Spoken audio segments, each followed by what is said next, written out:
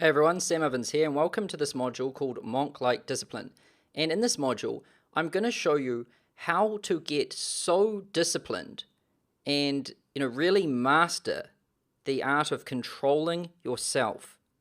Because in business, anybody can set a vision and some mission and some principles, right?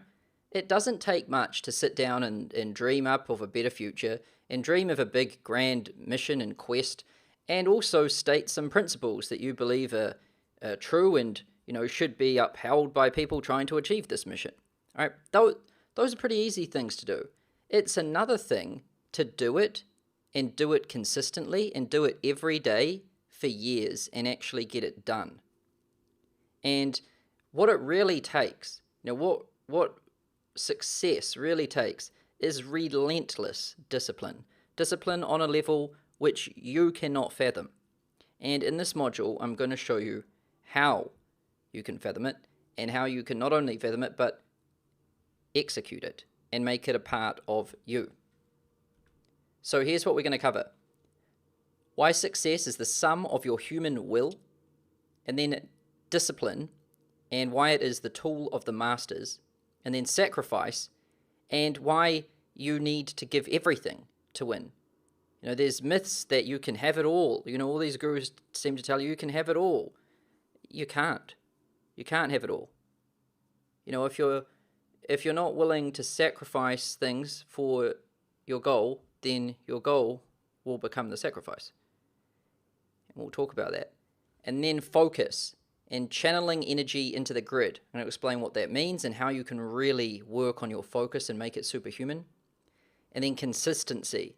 Unwavering commitment to your goal. Not only do we have to be focused, disciplined, not only do we have to sacrifice, but we have to be consistent with it. Every day, day in, day out, for years upon years upon years. That's what it takes. And then finally, some systems and tools so that you can stay on the rails and keep yourself in check. So why success is the sum of your human will? So where we're at this stage of the mindset training, we've defined your vision, mission, and principles, as well as who you are right now and who you need to become to make your vision and mission become a reality. And the missing piece. So right now, we know what we want and we know who we need to become to get it. But actually executing it and seeing it through to the end, that's the hard part. That is the missing piece. And what success really is it's just the sum of your human will. And if you study any insanely successful person, and you'll find that the height of their suffering and pain will be equal to the height of their success. And the reason they can take this suffering and pain is due to their willpower. They want something so bad that they're willing to go through hell and to get it. And they actually kind of like it. And that's what it takes to go to that next level. So what is willpower? What is human will? So it's the ability to control yourself, your impulses, and your actions. And it's strong determination that allows you to do something difficult without giving up or getting distracted. And it's basically self-control. And successful people have this on another level. This is really that superpower. Self-control and self-discipline. So how do we get more? How do we get more willpower? How do we get more self-control and self-discipline? Well, the first thing that really builds willpower, and it builds willpower like nothing else. A lot of people think that, if I want to get energized, and if I want to get motivated, I should watch a motivational video or read a motivational book. Or, I should, I don't know, do a course on how to get motivated or something. This isn't how you get motivated. Really, it's discipline. Discipline is the most powerful thing for building energy and determination. And that's why I call it the tool of the masters. So motivation versus discipline. So most people rely on motivation to get things done, and then when it runs out, which it always does, they give up and they wait for more motivation to come again. They sit there and they're like, oh, I'm just waiting for my motivation to come back. This is what losers do. Winners do not do this. And true masters rely on discipline, not motivation. People are not motivated all the time. Pro athletes, pro businessmen, they're not motivated at all sometimes. Sometimes they're completely demotivated, but they don't stop because their discipline is what keeps them going, not their motivation. And so if you want to go to that next level, you got to forget about motivation. I mean, if you have it, awesome, use it. But if you don't have it, doesn't matter. Your discipline is what keeps you going. So self-discipline, what is it? Well, it's the ability to control your feelings and overcome your weaknesses. And it's the ability to pursue what you think is right despite temptations to abandon it. And if you really want to build self-discipline, you need to get used to delaying gratification. So the secret to self-discipline is to train yourself to think long-term and live in accordance to your long-term goals. This means you're addicted to long-term gratification, not instant gratification. So what's instant gratification? It's the desire to experience pleasure or fulfillment without delay or deferment. Basically, it's when you want it, and you want it now. So instant gratification is like, I have this thought, I want to take an action, and I want to have the thought, then take the action immediately, and then receive the reward immediately. So just all instant, right?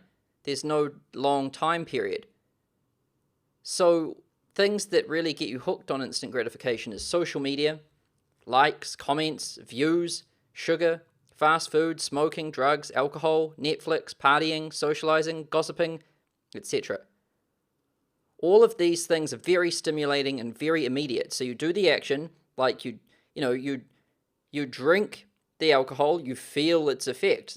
It's instant gratification. You smoke a cigarette, you feel that rush or whatever it is that smokers feel. Or you eat that sugar or that chocolate, you feel it instantly because the sugar hits you and it tastes good. And social media, you just keep scrolling on that news feed. Just keep pulling that lever on that slot machine. Just keep cranking it. Something might pop up. Something might. We don't know. It's the fact we don't know that makes it so damn addictive. Just keep cranking on that wheel.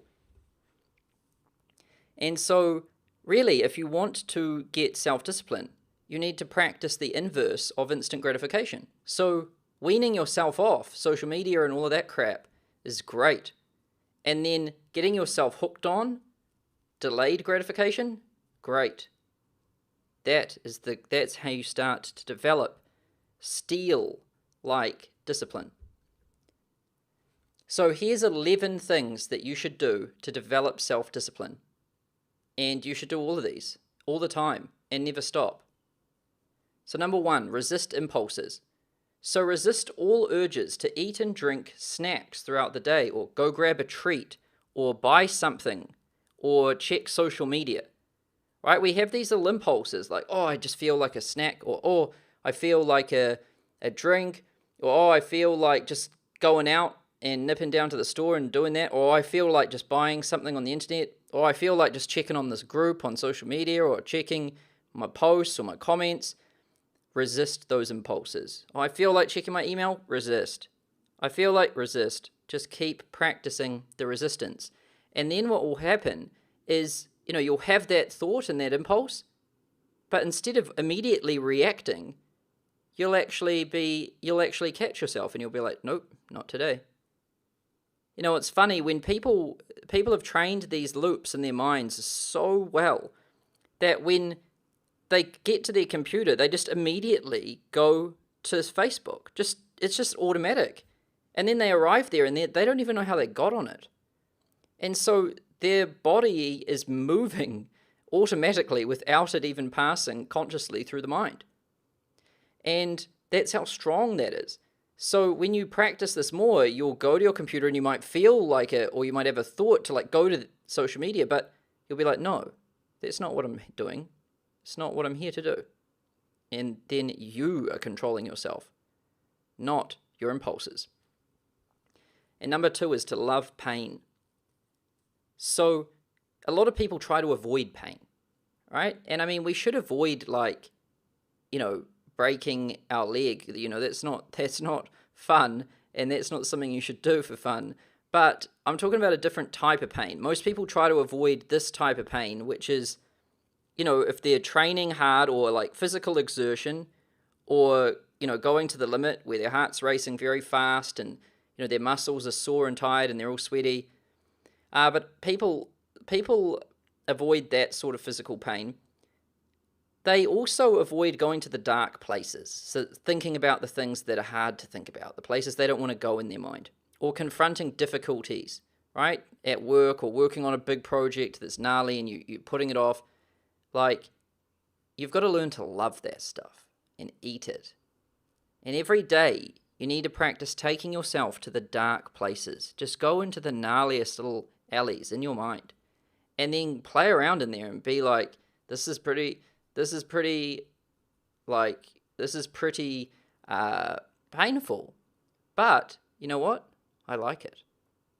And confront difficulties. If there's a difficulty, confront it head on. And when you feel your body kind of reacting to it, and it's getting a bit emotional, you're just feeling it, and you're like, this is good. And then feel the pain and love it.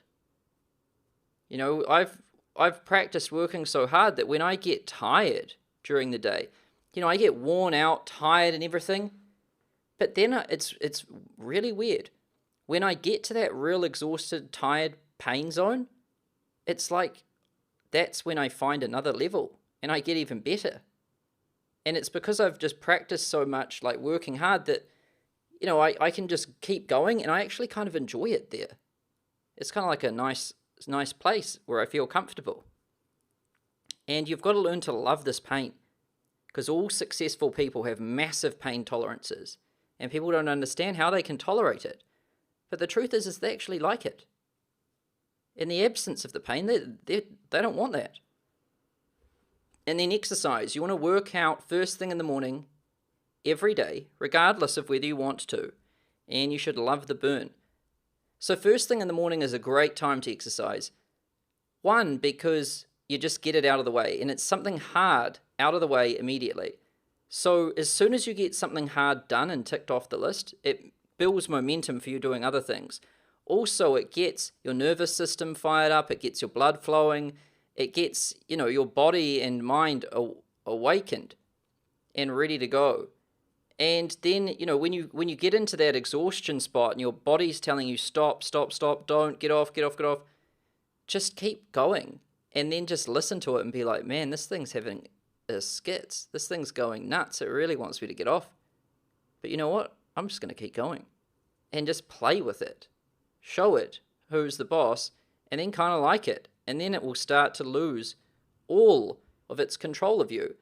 And it will just die and fade away. And that's when you start to gain self-control. This other little voice no longer really does anything. And then eat clean.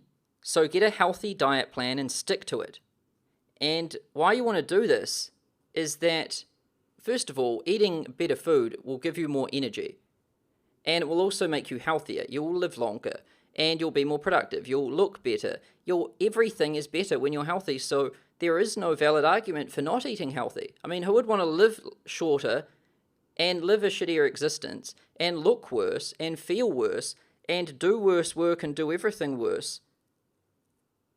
Like, who would want that? It makes no sense, right? So you should eat clean.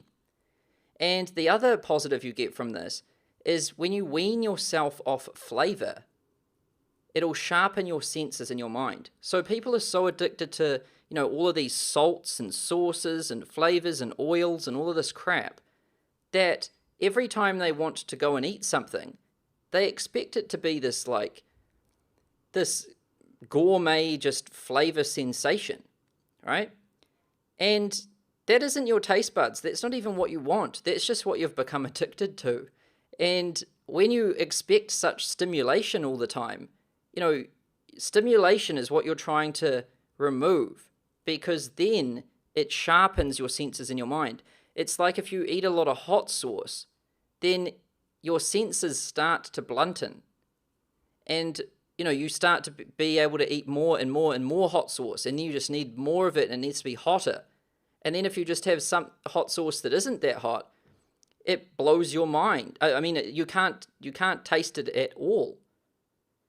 And this isn't good because it means that you're blunting your senses. You want to sharpen them. And that also sharpens your focus and your attention to detail and your ability to perceive things, everything. And then meditate. So you should meditate for 20 minutes every day before work, and then do it religiously without ever missing a single day. And I mean this. You don't meditate if you've done it once or twice, or you did it for a couple of weeks and then you didn't. It has to be done every day. Every single day. And at the same time. Ritualize it. And then sleep. So sleep is self-discipline. It really is. Your sleep, the time you go to bed and the time you wake up, is really a measure of your self-discipline. Because if you make sure that you go to bed and wake up at the same time every day, you have to really police yourself. You have to wake up with your alarm and actually do it, not snooze. And then you have to get yourself to go to bed, even if you're in the middle of watching a movie or reading a good book or whatever, you just have to do it. And so this is a really good test of your self-discipline. And it also helps your body and your chemicals all balance.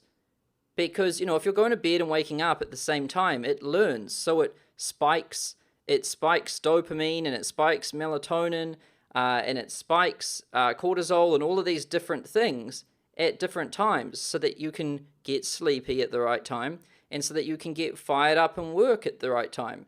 And your digestive system also learns when it's going to get food and how it's going to best digest and all of these things. Now, if you start screwing with this and changing it all around, you're just going to put yourself through chaos, because, your body's going to be spiking cortisol, and you're going to be awake trying to go to bed, and you've got all this cortisol in you. Then you can't go to sleep now, and it's hard for you to go to sleep. And then, in the morning, your body might be spiking melatonin and all of that, and it's dropping cortisol, and you're not able to really function in the morning. And so it plays havoc with you. You need to get it on an even keel. Number 7, organization. So keep your office, house, car, drawers, desktop, email, and everything in your life clean and organized. The state of your desktop computer, of what your desktop looks like, is probably the state of your mind. The state of your email inbox, state of your mind. The state of your desktop, like your actual physical desk, and then the state of your drawers, the state of your car, the state of your room, the state of your house. These are all pretty good reflections of your mind. So you want to keep everything organized, clean, and get rid of clutter. Not only is it nicer to live in, but it will do the same thing to your mind. And then time management. So plan your months, weeks, days, and hours deliberately, and stick to it, and say no to everything that isn't in the plan. And you have to be relentless with this. Will you upset some people? Yes. Will people think that you're not a nice person? Probably. Will people think, that you should make exceptions? Yes. But do we care? No. Because, the world around us, like most people in society, they're trying to pacify us. They're trying to just numb our senses, and they're trying to make us feel for them and listen to them and hear their voices and all of this crap. And they're trying to make you behave and think like everyone else. They're basically just trying to pacify you and cut you down to size and make you fit in. And you can't have that, because normal gets normal.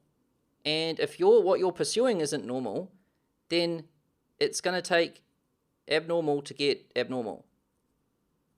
And so you have to not care about that and just stay true to your goal.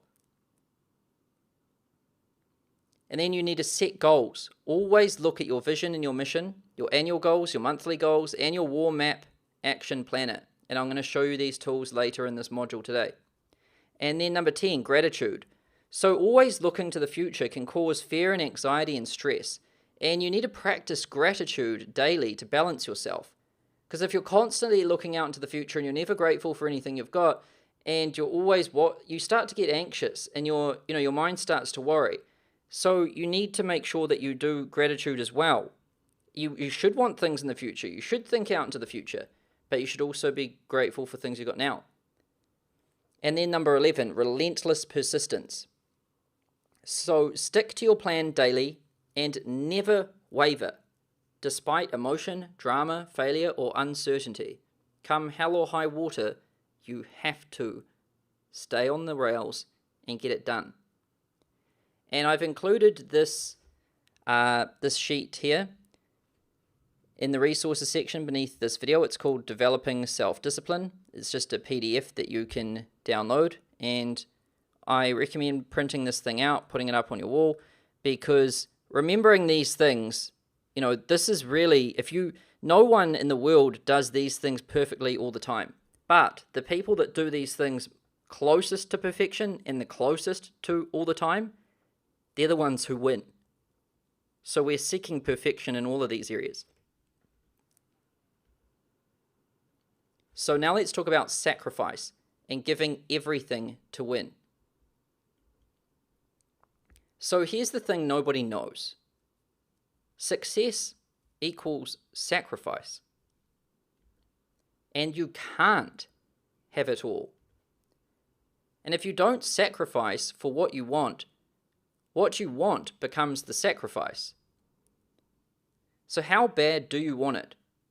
People often talk a big game and say they're hungry, but as soon as you get them to sacrifice something they care about, they reveal their true character and their true priorities. The best test I've got for people is just whether they will sacrifice something. And if they don't, then you know exactly where their priorities lie. But if they're willing to give up everything, you know where their priorities lie too. And sacrifice fuels the fire. So every time you sacrifice something, it's like taking that thing and all of your thoughts about it, all of the time that you spend on it, all of the time you spend thinking about it, and just throwing it onto a fire. And the energy from that thing makes the fire burn brighter. And that fire is your energy. So if you're thinking about, caring about, and doing all of these different things, right? If you just start throwing them all onto the fire, your energy is gonna burn brighter and more intense. And winners sell their souls. So if you study the GOATs, and that means greatest of all time, GOAT, and what you'll see is that they've sacrificed massively to win. And they give up everything. They dedicated their entire being, their entire existence, to the relentless pursuit of the goal.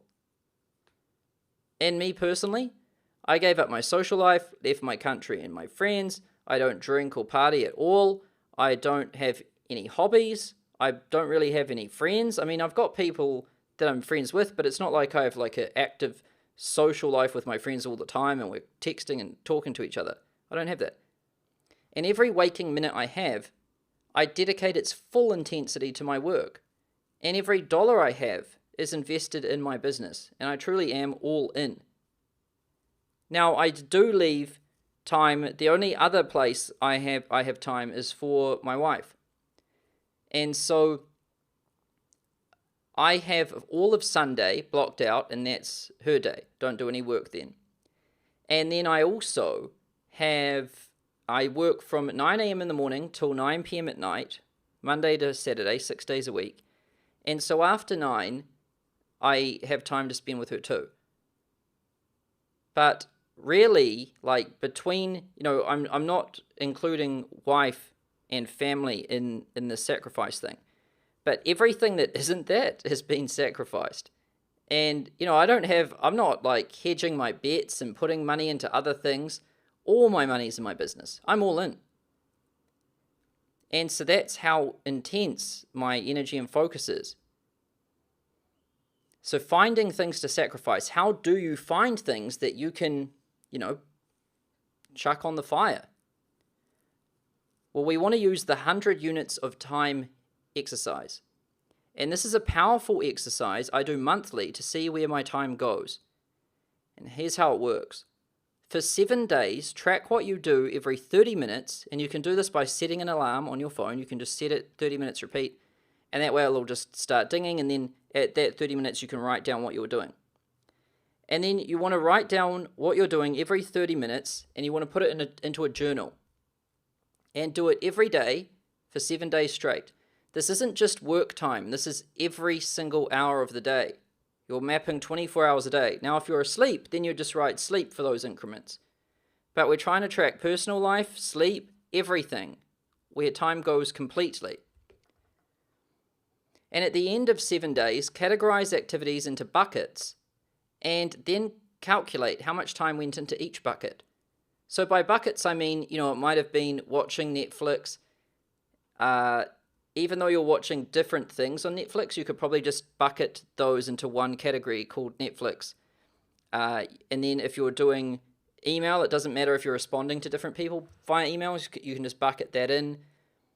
If you're creating content, you can bucket that into like content creation. So you're just creating these categories that you can put things in. And then calculate how much total time went into each bucket.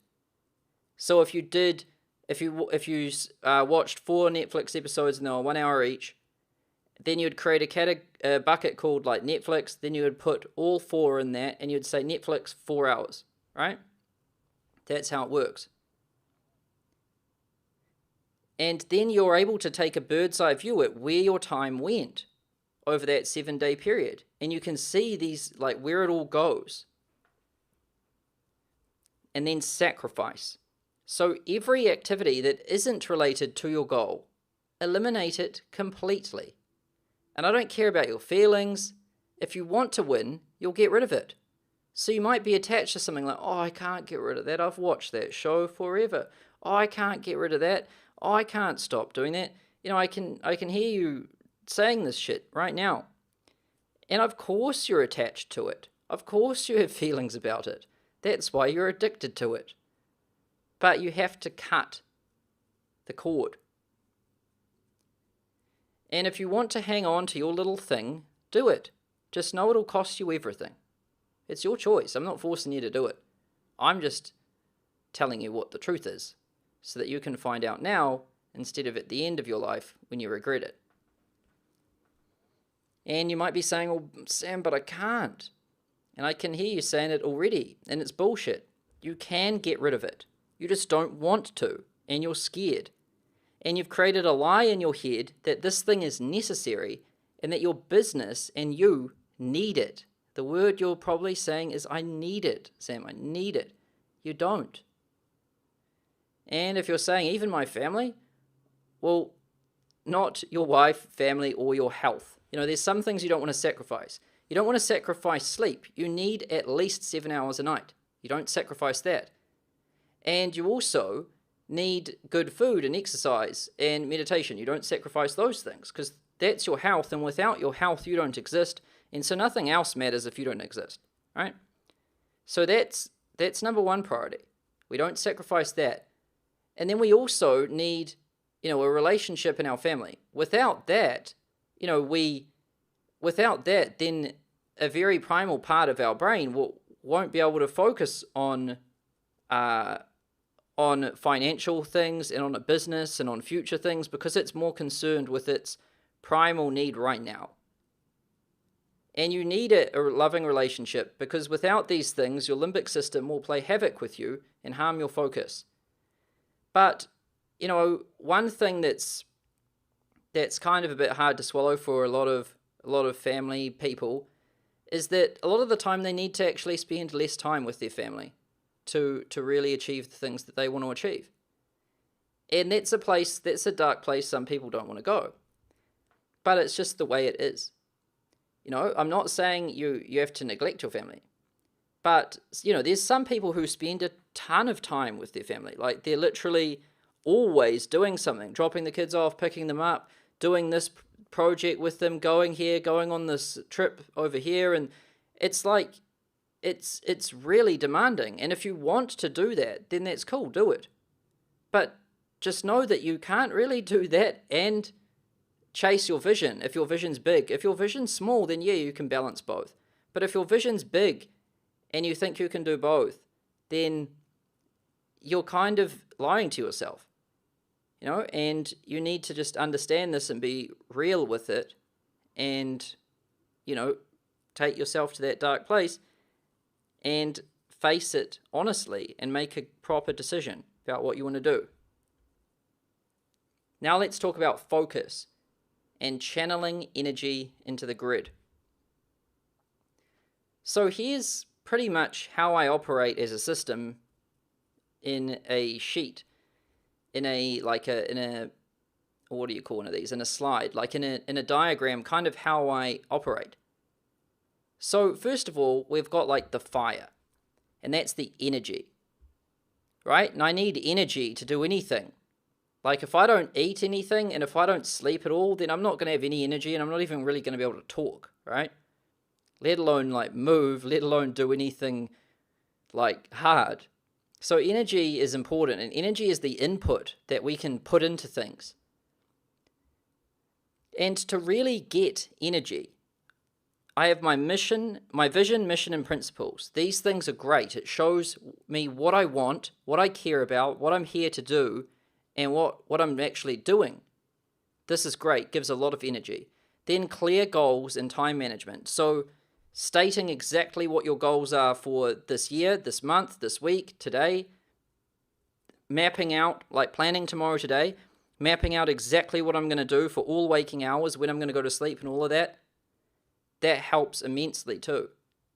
And then self-awareness. So, being aware of my baseline self, which we did in one of the previous modules in the Mindset Week. Like, who am I right now? What are my biases and tendencies and strengths and weaknesses? Being really aware of who I am right now and my baseline self. And then also being aware of the future self that I need to become so that I can achieve my mission, vision, and principles. So I'm constantly aware of these two things. I'm like, I'm regressing to baseline, or I'm progressing towards goal. And I'm constantly optimizing things so that I don't regress to baseline. And if I do, I catch it as a warning flag. And if I do progress to goal, I start optimizing those variables to achieve that. And then self-discipline and control. Every day things are trying to get my attention. Honestly, just feel like that there's just 1,000 leeches trying to latch onto me every day, all the time, and no matter how hard I try, they're still coming. And I really do police this well, so I don't know what normal people feel like, but normal people probably have like 1,000,000 leeches trying to get on them. People want to tell you their story, people want to talk to you, people want you to care about what they've got to say, and people want you to understand them, and all of these people everywhere all want something. They're very needy. They want your time. They want your attention. They think they know what you should do. They've got all of this crap, and they're just trying to leech onto you. And the beauty of knowing your vision, mission, and principles and your goals and being self-aware and knowing who you need to become is that you can really have the self-discipline to just ignore pretty much everything. So you just ignore it. And then if people do ask you, then you can just say no. And that's self-discipline and control. No, no, no, no, no, no, no, no, no, no, no, no, no. I say it so often, I'm pretty much a no man. I say no more than yes. And then clean food and daily exercise. So if you eat bad food, then you'll probably have like 1/3 as much energy as if you eat good food. Good food burns a cleaner flame, and it's less chaotic, and that gives you, more focus, more energy. And daily exercise does the same thing. It like kindles that flame.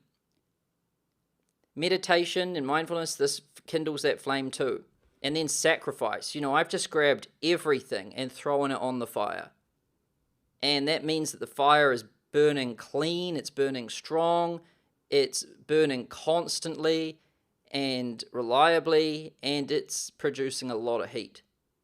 And I'm also all in financially. Everything I have is in my business. So I got that on the fire too. So it's burning red hot. And so that's how I'm getting energy. And then that's the input. Then there's the process that I'm processing that energy through myself. And processes, you're really just channeling it. You're basically controlling like a switch about where this energy gets distributed. And so I'm always trying to ask myself, what's the number one priority right now for me to achieve my long-term vision? And so I look at my vision, mission, principles, I look at my goals and everything, and then I look at how much energy I've got to allocate, and then I look at where, like, I scan my whole business and all the components of the business, and I find what the number one priority is to achieve that long-term vision, and then I lock onto that, like the Terminator just locking its gaze onto something. And then it's just in, submerged in it. It's like I don't even exist anymore. It's like my entire body and environment around me just disappears. It's like I am in that computer. My existence has just morphed into that thing. And I will stay there in that zone until it's done. And then when it's done, I'll go back out. And then I scan again, running for the number one priority for the long term. Find it, lock, back in. Come back out, scanning, find it, lock, back in. Coming back out, scanning, finding, lock, back in. That's focus, and that's channeling that fire into the right places where it's going to get the most results. Now, it can be quite hard to channel and focus properly. So I do a lot of things that help me focus. And really the trick to focus is to think about what the opposite of focus is, and it's distraction. So if you don't do distraction, then you do focus. So I don't really try to focus, I try to not do distraction. And I just remove distractions, and then focus becomes the default. So to do that, you want to remove all stimuli that isn't the thing. So, don't have your phone out. Turn it off, put it away.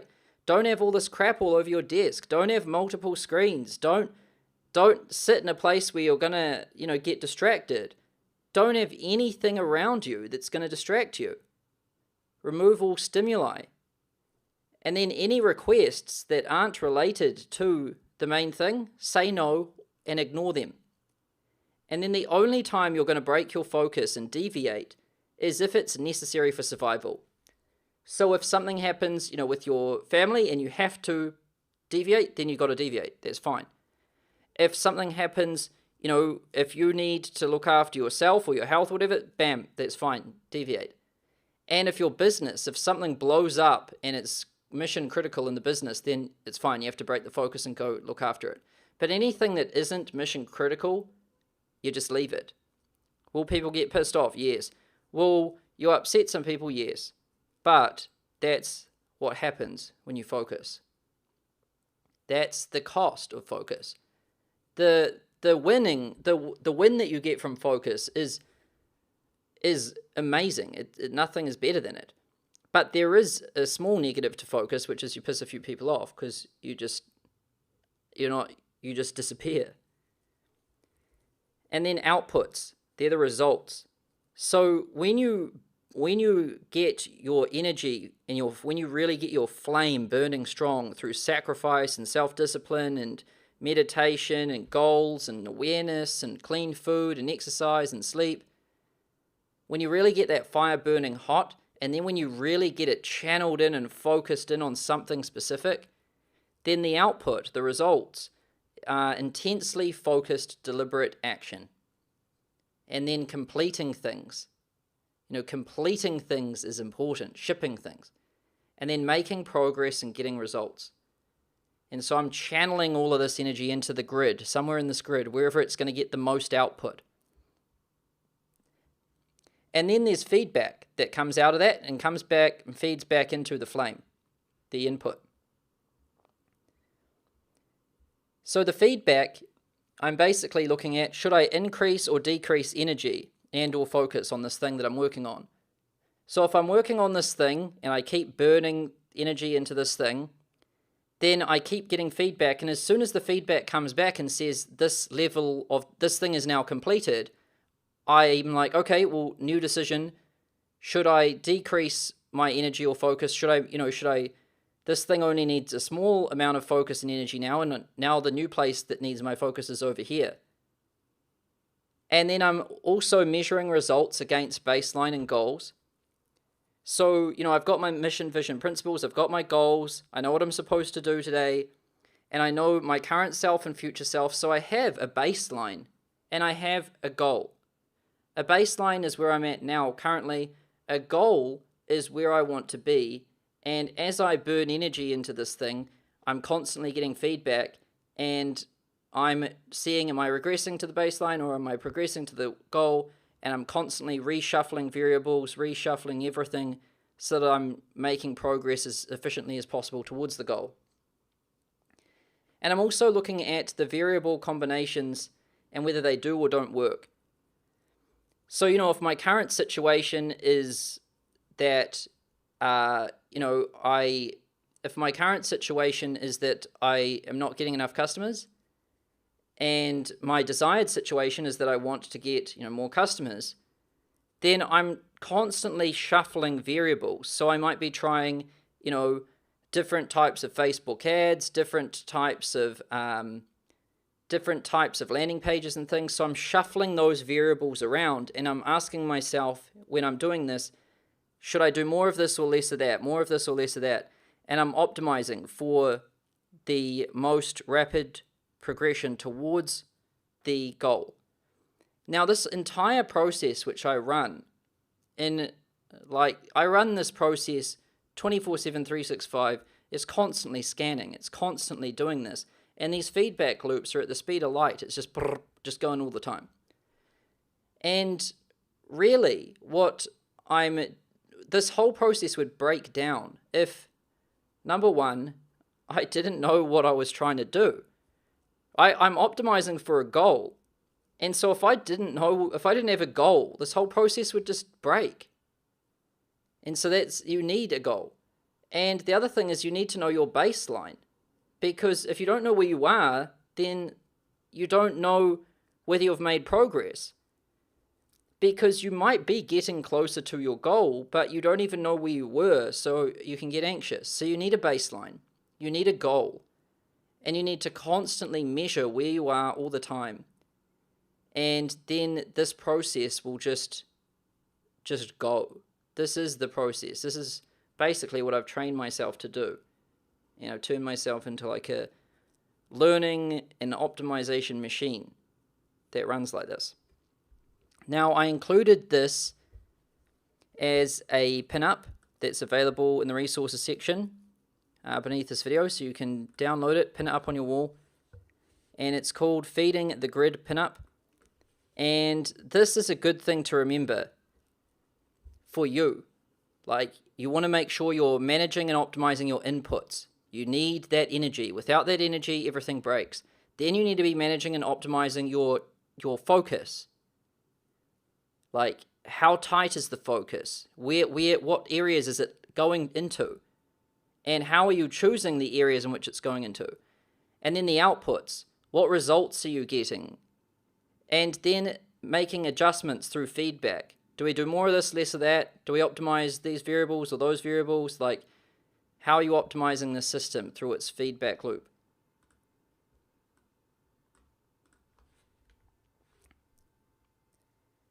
So now let's talk a little bit about focus specifically. I showed you the overall high-level view of how the system works. But now let's talk about focus and channeling energy into the grid. So focus means to concentrate all available energy into a sharp central point. And the equation for focus is basically, energy times focus equals results. So if you have, let's say you have 10 energy units, and then let's say you don't have very good focus, you're kind of distracted. So then let's say focus is 1. So you get 10 times 1 equals 10. Now let's say you have the same energy units, 10, but you tighten your focus to 2. And then you have 10 times 2 equals 20. So focus is a multiplier. Focus is such a powerful tool. It's like a superpower, because you can take the same energy and just channel it and get exponentially more output. And what we're really trying to do is we're trying to optimize both. This is when I do something, I'm going to really do it. I'm going to find every little piece that I can get, and I'm going to optimize the hell out of it and take it to the absolute knife's edge of the limit. And so I'm not just trying to play with this, I'm trying to play with both. I'm constantly thinking, how can I get more energy, cleaner energy? Just how can I optimize the hell out of this so I know that I've got max of this? That's meditation, eating clean, exercising, all of that. And then focus. I'm trying to take this to the knife's edge as well. So imagine the average person has a 5 energy and a 1 focus. So they get a 5. Then imagine I've got a 10 energy and a 10 focus. I get 100. Right? That's 20 times. And that's probably accurate. I'd probably get 20 times the efficiency of a normal person. It might be a lot more. And it's just through mostly focus, but also energy. But focus is the main leverage point. And then it talks here about leverage. So focus is a multiplier of energy and your major leverage point. And you can't leverage much with energy, but you can with focus. And what I mean here is you can only really like double or triple energy, right? Like if you eat better, you'll get more energy. If you sleep better, more energy. And if you exercise, more energy, meditate, more energy. And if you sacrifice things, way more energy. So you can really take energy up by maybe a factor of 3. But focus has like a 10x range. So there's more leverage in focus. And this is basically how it works. Just imagine your energy is the input flowing into this. And then your focus is how you concentrate that energy. And then your results are the output. And that's the results you get from the focus multiplied by energy, or energy multiplied by focus. And so when you sacrifice things and eat clean, you're getting more of this, more flowing. And then when you focus this in, you just multiply all of that, and your results are the output of this multiplication. And so here's how it works, remember? Sacrificing, vision, mission, principles, exercise, diet, meditation, self-discipline, sacrifice, this fire's getting strong. Coming in here, focusing, sharpening that point so that it's just piercing. And then woof, straight into the right part of the grid. Boom, it lights up all the different components of the grid. Getting feedback, measuring, and taking a position. Measuring basically by comparing to baseline and goal. And I'm trying to progress towards goal and optimize variables and things to progress to goal as efficiently as possible. Now let's talk about the grid, because I keep saying focus energy into the grid. What do I mean by the grid? And what is this thing over here? It kind of looks like a grid with a power plant on it and some little thermometers. Well, here's what I mean by saying, channel energy into your grid. So the grid. Imagine your business as an electric grid. A network of interconnected power providers and consumers that are connected by transmission and distribution lines and operated by control centers and control systems. So you imagine, the United States, and it's got all of these different power plants, right? Some nuclear, some like hydro, some wind, some all sorts. And these different plants are producing energy. And then they're sending that energy through lines, through power lines to other distribution centers. And those other centers might store it, or they might split it out into like a whole suburb or city. And they're controlling how it gets distributed throughout the whole grid to make sure that, the lights stay on for everyone and it's used in the most efficient way possible. And so basically with our business, it's kind of the same. If we think of our business as the whole, and it's the whole, it's the sum of its parts. And it has health, right? And its health is the sum of its parts' health. And so we're always trying to optimize where we put our energy into this grid so that the whole is as healthy as possible and it progresses towards its goal as efficiently as possible. And so we're trying to optimize for the whole. And how we optimize for the whole is we scan all of its parts and we spot where we need it most. So if something is getting desperately low on energy and it needs it really bad, then we have to put our focus in here and power this thing back up, and it ignites up and helps the health of the whole. But sometimes we need to let energy get a little bit low in one area because what's most important for us is to channel a lot of energy in here. And by channeling a lot of energy in here, it subsequently ignites all the rest of it and lights it all up. Because there's leverage points. If you channel energy into this grid system, not all places give equal outputs. Output is not equal to input. There's some places where you might put in 10 and get out 0. For example, social media, right? The output from input relationship with social media is fucking terrible. That's why I don't do it. I have to do a little bit because I tried to do nothing. I tried channeling 0 energy into social media and I kept monitoring its output. And it had a few little glitches in it. Like people thought I wasn't real and things because I didn't do any of it. So then I was like, all right, well, let's channel a tiny bit of energy in here. Let's just do the bare minimum. And then I managed that output and I was like, all right, cool, that's good. That's where that thing should be balanced at. And then, because I didn't channel so much energy into social media, I was able to channel more energy into product. So I was able to make a great product. Things that other people were like, how did he do that? They just don't know. I just sacrificed the things that they care about. I wasn't doing the social media. I wasn't going and speaking at these events. I'm not watching Netflix. I'm not doing all of this other crap. And I don't have 10 businesses, and I don't have 5 email addresses, and I don't follow like 42 different people. So I can focus intense energy into places that are strategic within the grid so that I can get the maximum output and the most leverage. So this is where this equation gets really exponential.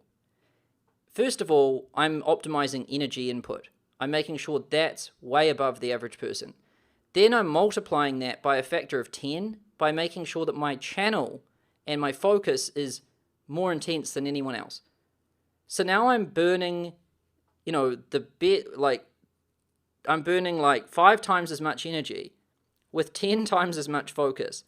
I've got a massive advantage, like 50 to 100 times advantage already. But then I multiply that advantage again by channeling it into the best part of the grid. So I can figure out which one's going to get me the most output from the least input, and then I just unleash the energy into that part, and it blows up. Then it times it by a factor of 10 again. So now we're going to have like 100 times 10, we got 1,000 output. 1,000. And let's say the average person has a 1 energy and a 1 focus because they're so spread thin and so distracted and eating bad food and sleeping bad and on social media.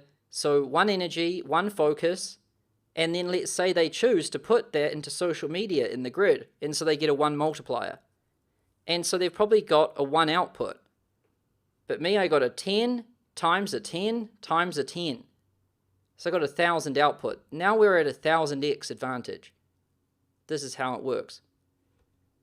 And the entrepreneur's job is to oversee, balance, and manage the health of the entire system, which is the business, the whole, and all of its subsystems, which are its parts. So a business is the sum of its parts, and the parts are different pieces in the system.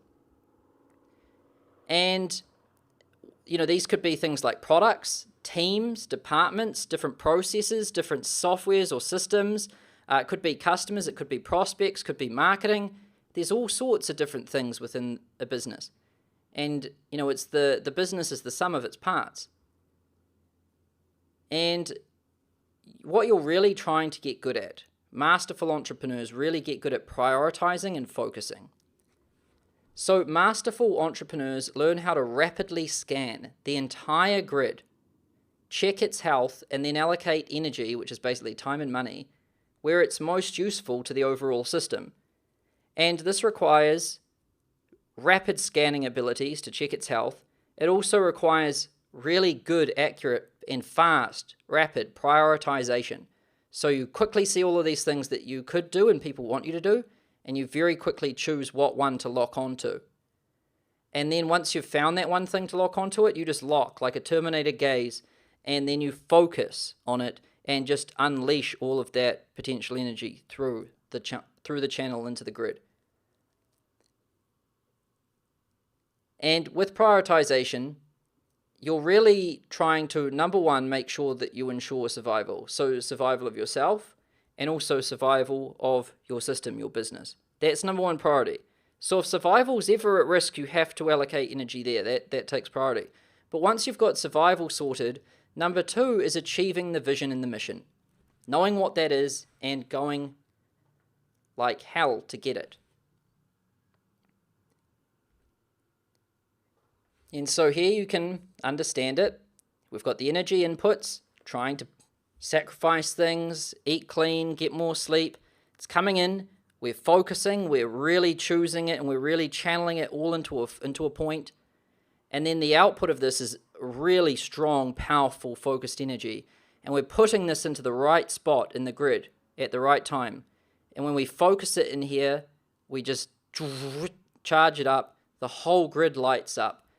And what we're constantly doing as we're channeling this energy into the grid is we're optimizing for our goals. Number one is to ensure survival. Once that's ticked off, then we go for achieving our vision and mission. And if we regress towards baseline, we optimize to not do that. And if we progress towards goal, we optimize to do more of that. We're basically doing more of what works, less of what doesn't.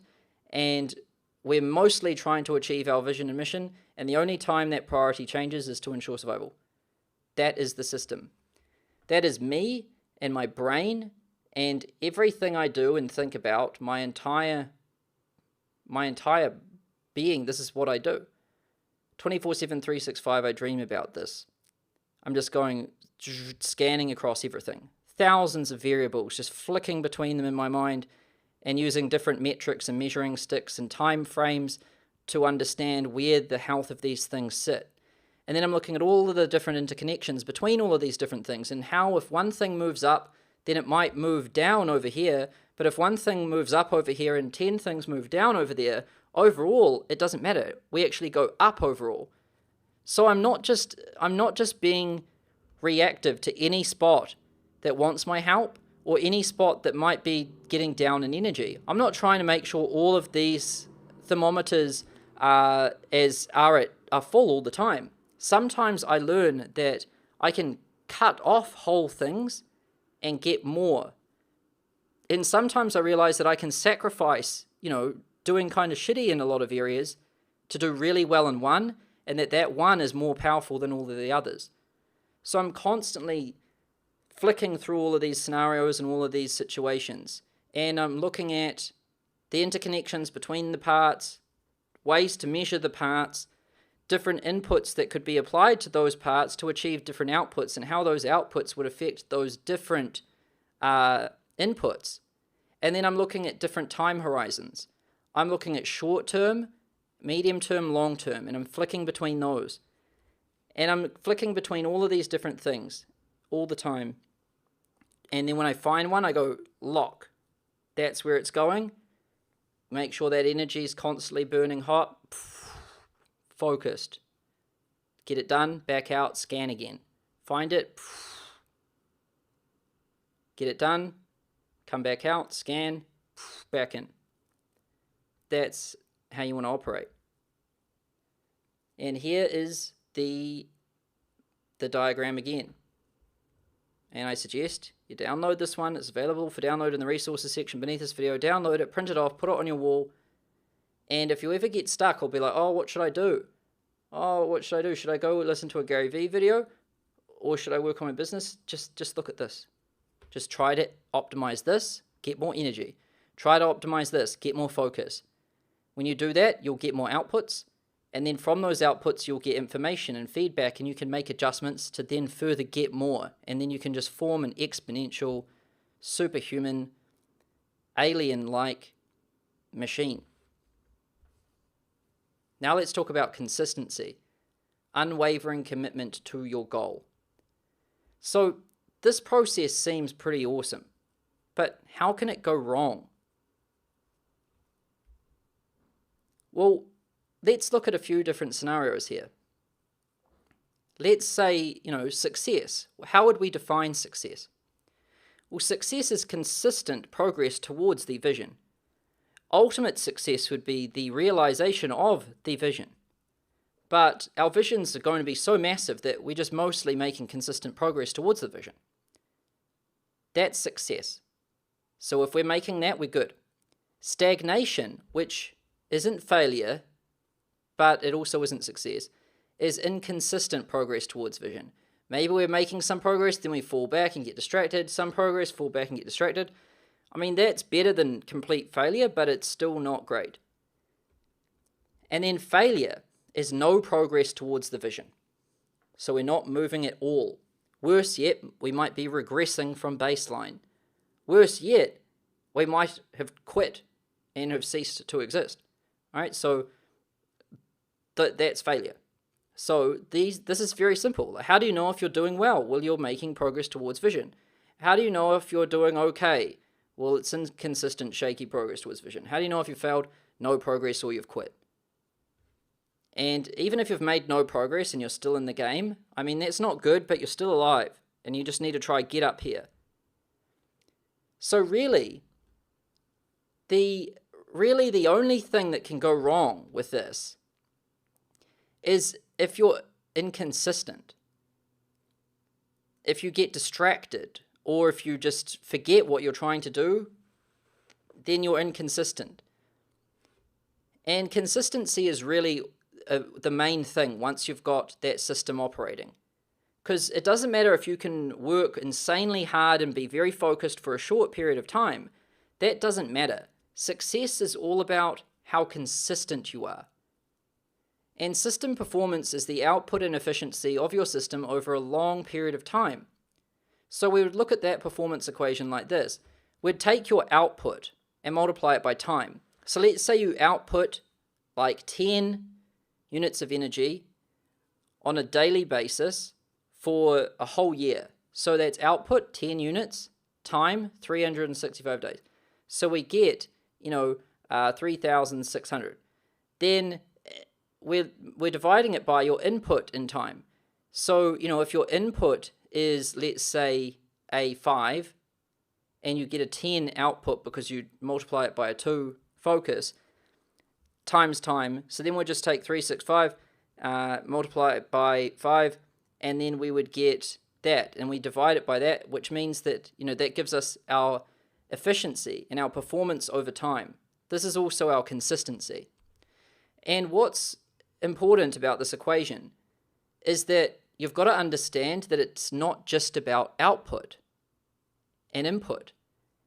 It's mostly about time, right? People don't understand this.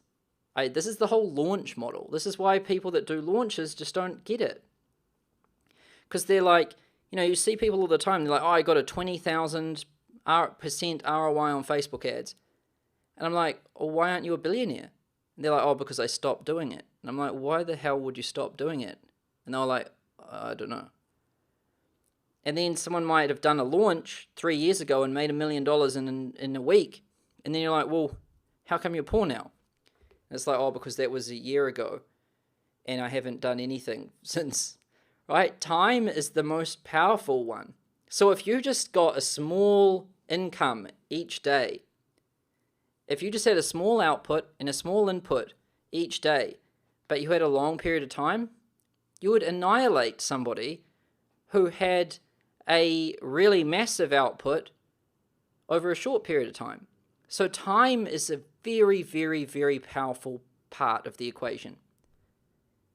One of the reasons why my funnel in the 2KA Automated Consulting Accelerator Automated Webinar funnel, the main reason why that thing crushes is because that sucker is consistent. it works like a dog 24/7, 365. We're advertising in all of these different countries, all over the world, all the time. So a customer is buying Consulting Accelerator pretty much every 20 minutes, even all through the night, even on Saturdays, even on Sundays, even on Christmas. So it's not like it's doing these miracle spikes like launches do. The thing is just consistent as hell. And that's what really makes the output so high, is because sure, it's great with its output, but people make way more than that doing a live webinar one-off or speaking on a stage one-off, but it's mostly about the time. This thing's doing it every day, consistently. So that's why consistency is so important. And to really be consistent, you can never deviate. And the number one reason for failure and inconsistency is forgetting the vision, mission, and goal. If you forget why you're in business and why you exist, you're going to be inconsistent, because now you've gotten lost. You're going to now be choosing any action and anything because you have no idea why. You're just kind of doing it on a whim and it's making no sense. So the number one reason for failure and inconsistency is forgetting the vision, mission, and goal. Never, ever, ever waver. Never forget. And how do you stay consistent? Well, don't forget the goal and keep tracking performance against baseline and towards goal.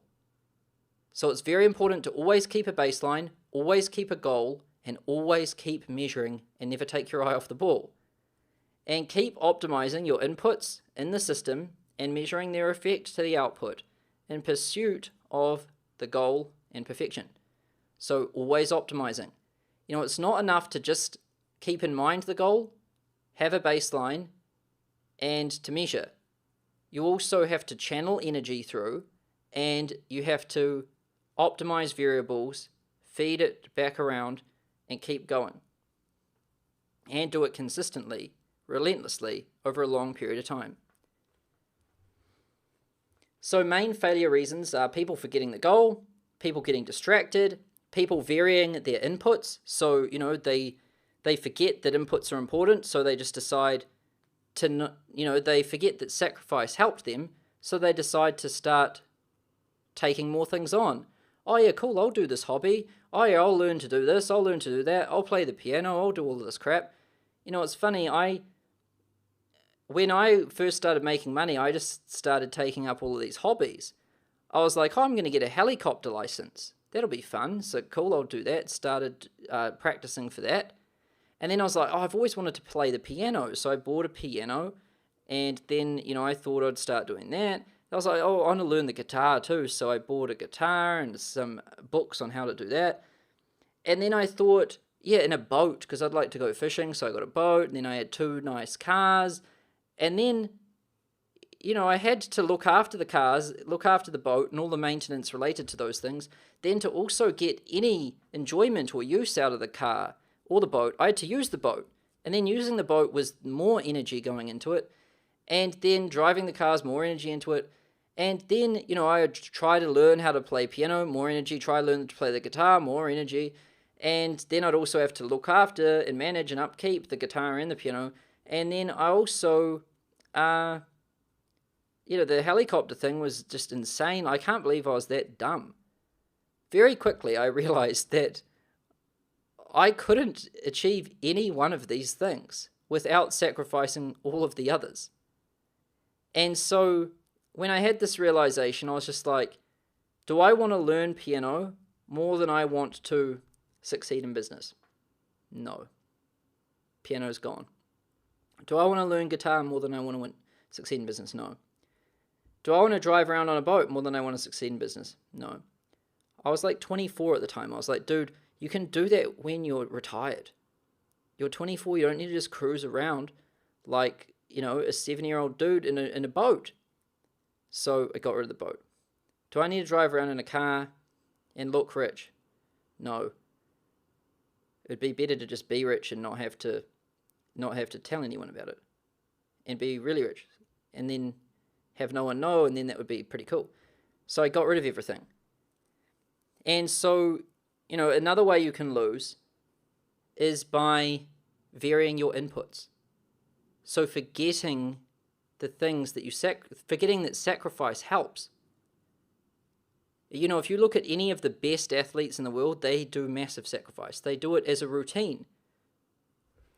I was looking at a Michael Jordan documentary, and when he got to a point in his career where he got very distracted, he realized that he was just doing too much. He had said he'd be in the Olympics for basketball. He was also doing all of these ad campaigns and promotions and sponsorships and all of these public appearances. And he asked himself the question, he was like, are these things more important than winning the game? And he was like, no, these are byproducts of being the best. And if I get so distracted on these things, then I'll be focusing on these byproducts instead of what created them. And then I'll forget what created them, start losing there, and then I'll lose the byproducts too. So he just cancelled everything, locked the windows, closed the doors, stopped doing sponsorships, stopped doing everything, and just went back to the game and dominated. And you can also, if you take your eyes off the metrics, then that's another way. Stop measuring things, that's another way. Stop taking baselines.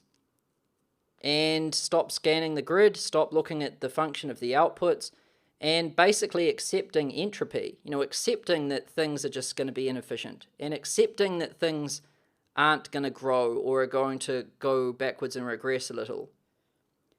And really, it's always avoidable if you keep your eye on the ball 24/7, 365. You remember your vision, mission, and your goal. You keep a baseline, you measure things, and you never take your eye off the ball. And you're relentless in your pursuit, and you stay consistent, and you don't waver for a second. Now let's talk about some systems and tools so that you can stay on the rails. So once we're on the railroad towards our vision and mission, we don't want to deviate. And when we're starting to optimize our inputs and burn a clean fire of energy, and once we're channeling it and focusing it really well, and once we're getting good outputs and choosing the right places to channel that energy, and we're growing that business towards its goal, and we're getting feedback all the time, and we're constantly adjusting and making things more efficient, once we're doing this, we're on the railroad towards our vision and mission. And we just don't want to get off. We don't want to deviate. That's the only thing that can really happen at this point, is you just somehow get off the rails. You've got to stay on the rails. And to stay on the rails, we need metrics, controls, and observers to monitor those metrics and those controls.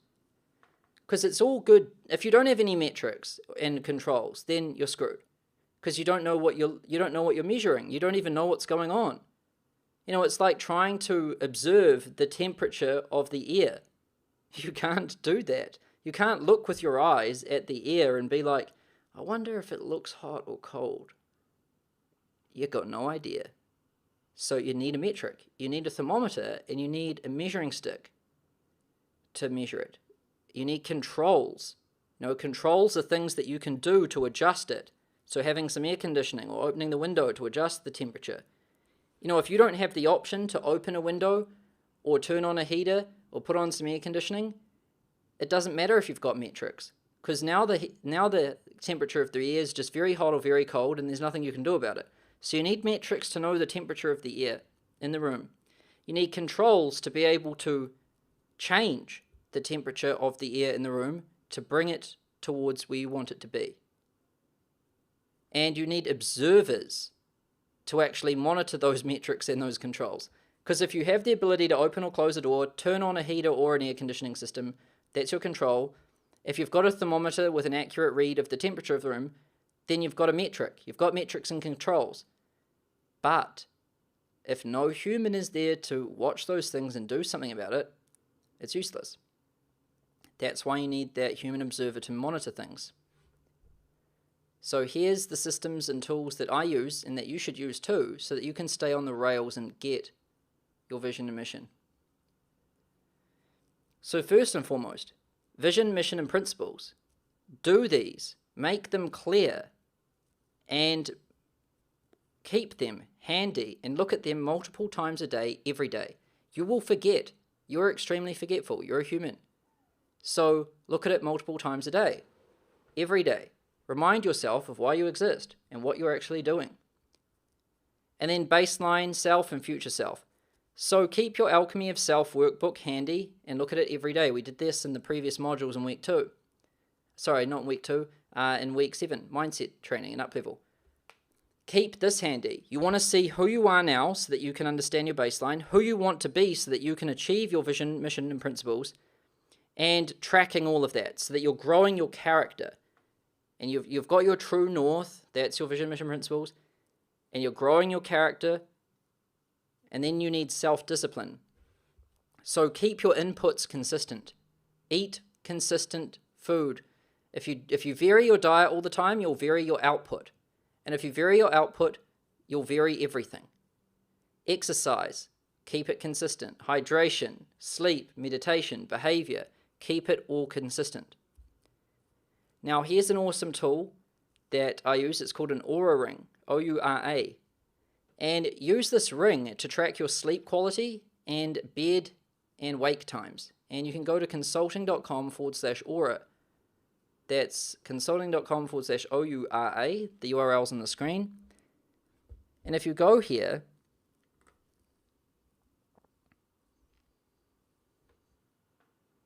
you can see this ring.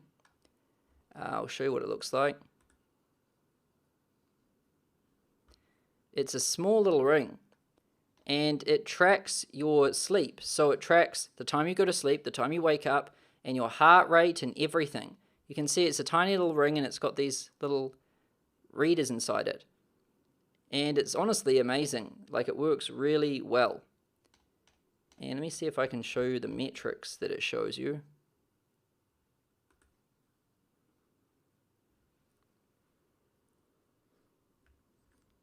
So it shows you, sleep trends and all of this, your REM sleep, deep and everything.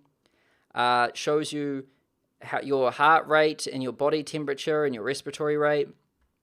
It shows you activity. It shows you all sorts of things, and it has an app. It's honestly amazing. What it really does is it provides you with a metric and a feedback mechanism so that you can optimize your sleep. Because most humans don't have a measurement for sleep, nor do they have any feedback mechanism for sleep. So they're not able to optimize the inputs that go into optimizing a good sleep. So they just end up with an unmeasured, unregulated, unchecked, unoptimized, chaotic, shitty system, right? You want to have a good one. So go to that URL, and the one I have, it's called a balance.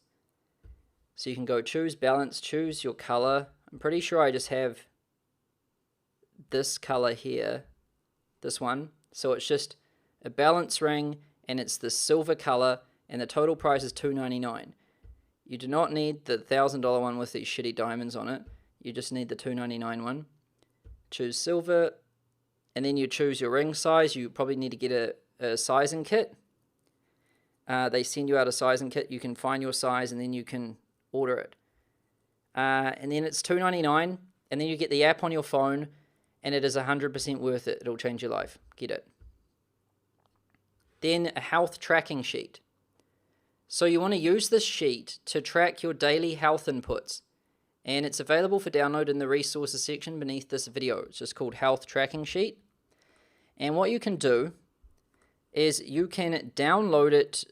It'll be an Excel file, and I recommend that you don't use the Excel file, and what you do instead is you just click this link up the top right and open it up using Google Docs, Google Sheets. And then what you can do is you can just go File, make a copy, save it to your own drive.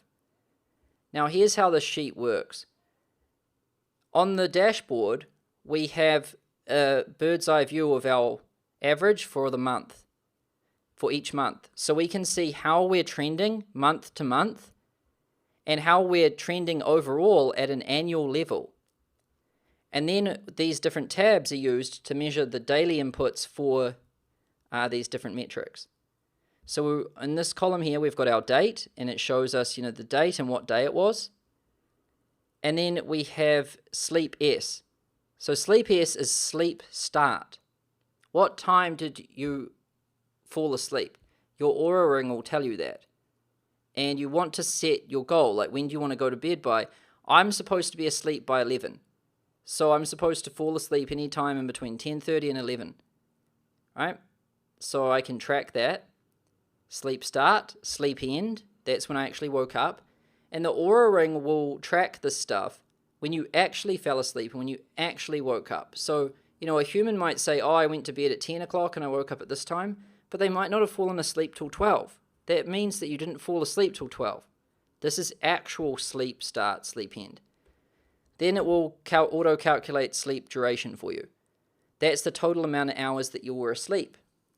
And what's awesome about this is it will show you it day to day. Down here, it will show you the month. On a monthly basis, you should be averaging 8 hours. Now, on a day-to-day basis, you should be hovering in between 7 and 9. 7 and 9, if you hover between those, then on a monthly average, you'll be at 8. If your monthly average is lower than a 7, it's getting sketchy. And then we've got awake time. That will be auto-calculated by the Oura ring. Like how many minutes were you awake during your sleep?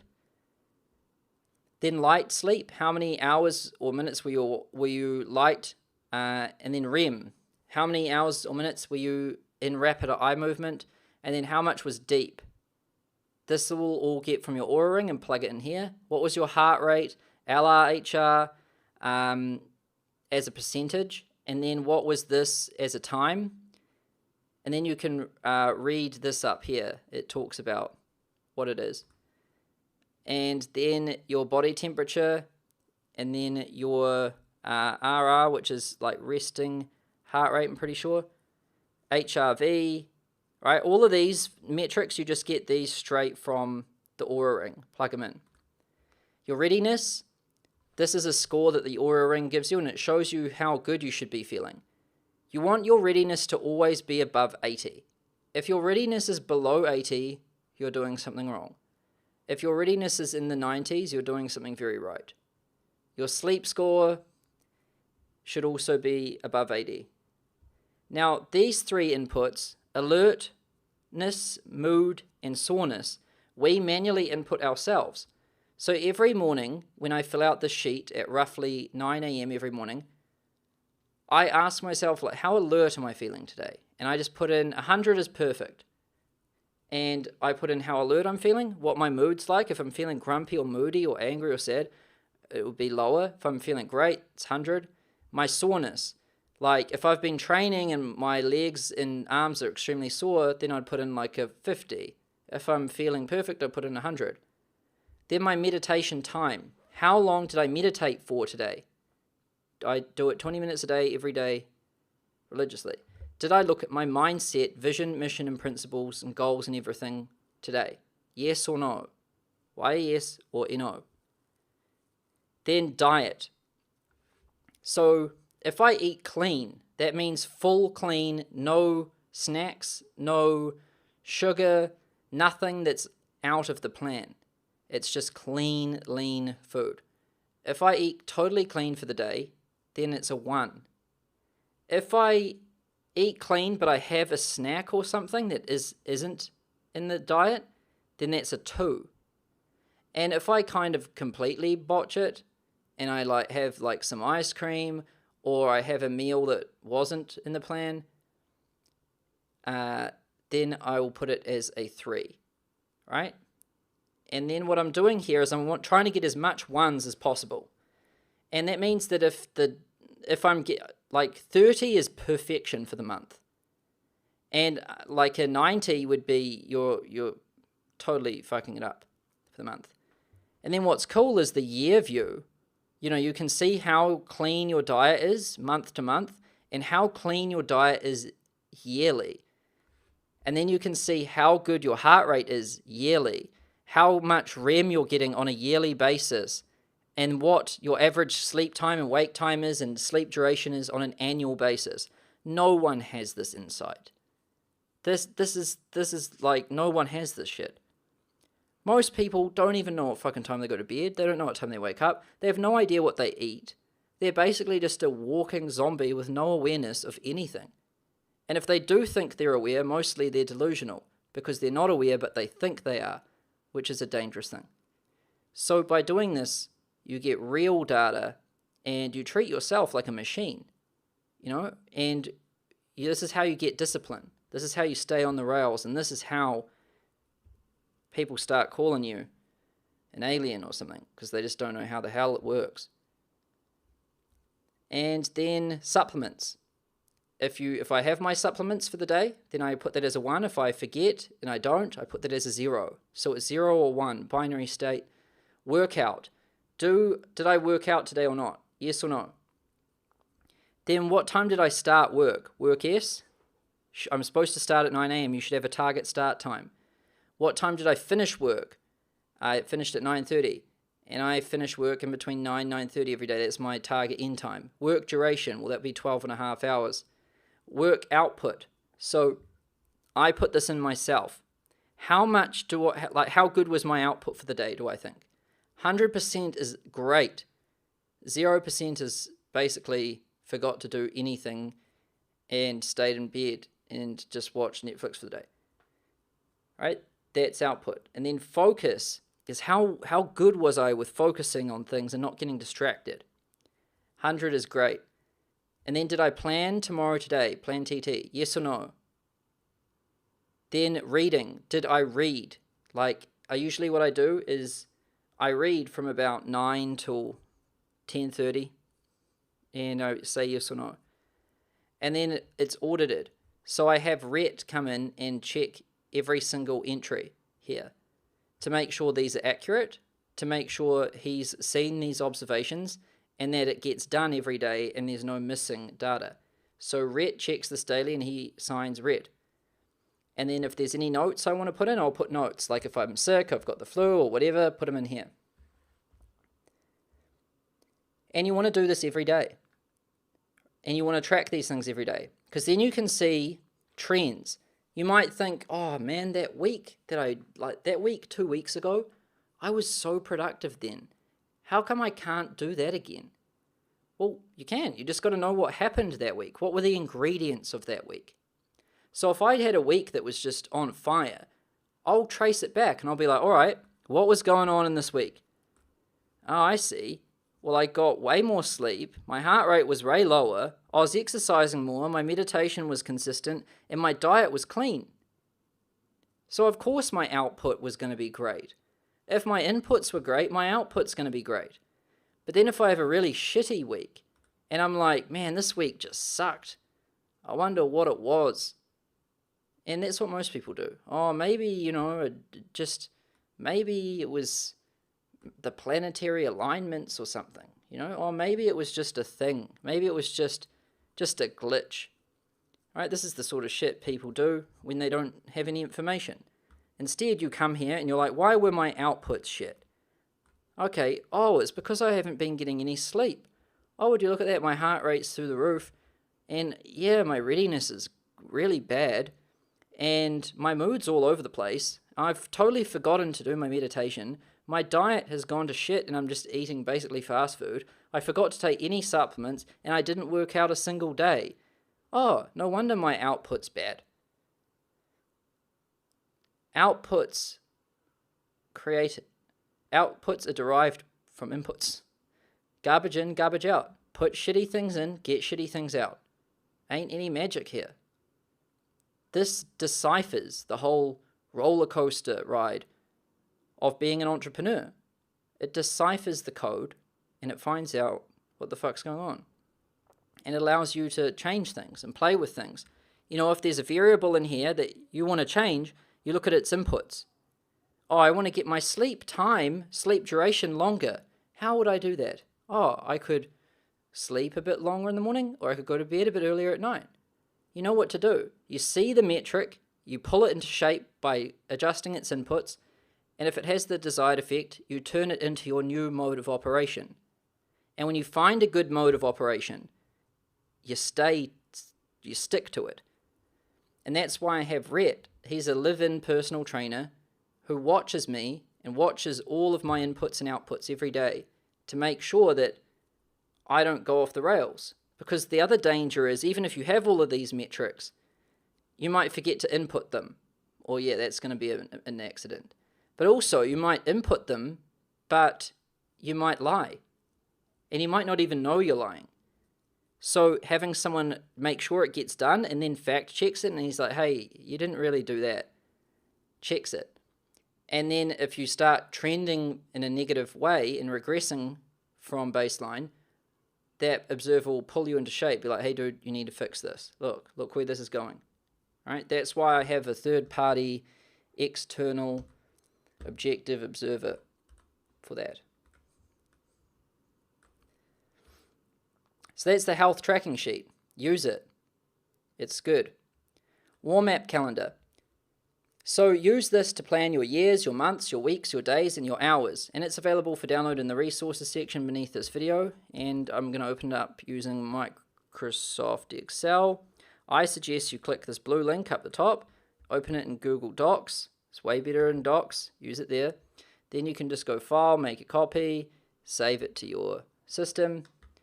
And here we've got, I've explained this before in other videos, so I'm not going to do it too long. Here we plan our high-level view. So we plot different things. Maybe we've got some different vacations, some live events, whatever. We plot these in, and we use a color-coded scheme to pull this off. Then we drill into the specific months. And here we just state what we're going to be doing each day, right? What are we going to be doing each day? And we can plan our month in advance. We can put down here our main objectives. And we want to start by plotting our objectives here and then reverse engineering them from, all right, if I want to achieve this month, then I need to do this week, and this week, and this week to achieve this. You start at the end and you reverse engineer back to the week, back to the day, back to the hour, back to the minute, and then you execute. And then you stick to the plan. That's how it works.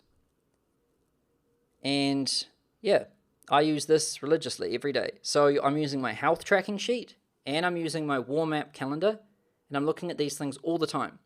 And you want to save them, bookmark them. You can see here, my warm app calendar is in my bookmarks bar, and my health tracking sheet is here too, right? So they're all ready to go, like quick access. So use the warm app calendar. And then another one is the RICE prioritization tool. And you want to use this tool to prioritize the order of project execution. And this is available for download in the resources section beneath this video.